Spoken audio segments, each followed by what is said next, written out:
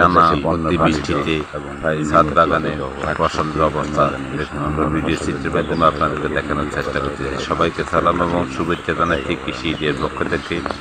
আমরা আজকে আপনাদেরকে দেখাচ্ছি একটি ছাদ বাগান। এই ছাদ বাগানে ক্যারেটের ভিতরে এবং বিভিন্ন ড্রামে সবজি এবং ফল আবাদ করা হয়েছিল। অতি বৃষ্টিতে ফসলটি কী পরিমাণ ক্ষতি হয়েছে তা আমরা ভিডিও চিত্রের মাধ্যমে আপনাদেরকে দেখানোর চেষ্টা করতেছি।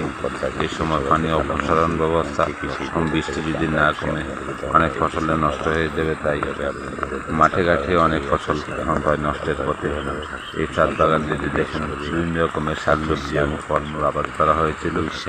এই শাকসবজি এবং ফলমূল অতিবৃষ্টির কারণে অনেকটা নষ্ট হওয়ার পথে। আমরা ভিডিও চিত্রের মাধ্যমে দেখতে পাচ্ছেন আসলে বৃষ্টির কারণে সঠিকভাবে ভিডিও করাও সম্ভব হচ্ছে না। দেখুন গাছগুলা অনেকটা জরাজীর্ণ হয়ে আসছে অতিবৃষ্টির কারণে। পাঁচ-ছয় লোক খুঁজে বেরোতে পারছে না। যদি বৃষ্টি বন্ধ না হয় তাহলে আরো বড় আকারের ক্ষতির সম্ভাবনা থাকবে। তাই সবাই ছাদ বাগানগুলোতে যদি আমের চাষ আবাদ করে থাকেন তাহলে সেখান থেকে পানি অপসারণের ব্যবস্থা করবেন। ক্যারেটে চাষ করলেও সেখান থেকে পানি অপসারণের ব্যবস্থা করবেন এবং গাছগুলোকে এখন নাড়াচাড়া করবেন না এবং সঠিকভাবে যত্ন নেন। পারলে গাছের গোড়া দেখে দিন যাতে গাছের গোড়া দেখে মাটি সরে না যায়, সেদিকে খেয়াল রাখুন এবং শরীর যত্ন নিন। কারণ এখন বর্ষা মৌসুমে গাছের অধিক যত্ন নিতে হয় এবং অধিক যত্ন না নিলে গাছ থেকে সঠিক ফলন আশা করা যায় না।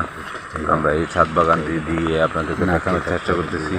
আপনাদের যাদের ছাদ বাগান রয়েছে ছাদ বাগানগুলোকে সঠিকভাবে যত্ন নিন এবং সঠিক পরিচর্যার মাধ্যমে কাঙ্ক্ষিত ফলনের দিকে আপনি দিতে পারবেন। এবং এই কাঙ্ক্ষিত ফলন না পেলে আমাদের খাদ্য সংকট দেখা দিবে। কারণ অতিবৃষ্টিতে দেশের অনেক নির্মাঞ্চল প্লাবিত হচ্ছে। এই প্লাবিত হাত থেকে রক্ষা করতে ছাদ বাগানের বিকল্প নেই। ছাদ বাগানের দিকে আমাদেরকে নজর দিতে হবে এবং ছাদ বাগানে বিশেষ করে পানি অপসারণ ব্যবস্থাটাকে সঠিক রাখতে হবে। এই সঠিক ব্যবস্থা না রাখলে ক্ষতির সম্ভাবনা থাকবে অনেকাংশ। এবং গাছের গোড়া থেকে যাতে মাটি সরে না যায় সেদিকে খেয়াল রাখবেন এবং বর্ষার পরবর্তীতে যে কোনো ছত্রাকনাশক দিয়ে গাছগুলোকে স্প্রে করে দিবেন এবং ভালোভাবে যত্ন নেবেন এবং পুষ্টি সার প্রয়োগ করবেন। যদি আমাদের যে তথ্য দিয়ে আপনাদেরকে যদি সহযোগিতা করতে পারি সেটাই কৃষি আইডিয়ার জন্য এবং কৃষির জন্য নতুন তথ্য নিয়ে আপনাদের সামনে হাজির হওয়ার চেষ্টা করে। তার ধারাবাহিকতা আজকে এই ছাদ বাগানটিকে আপনাদেরকে দেখানোর চেষ্টা করেছি। যদি ভিডিওটি ভালো লেগে থাকে লাইক কমেন্ট দিবেন এবং নতুন ভিডিও পেতে আমাদের সাথে থাকুন। ধন্যবাদ সবাইকে। আসসালামু আলাইকুম।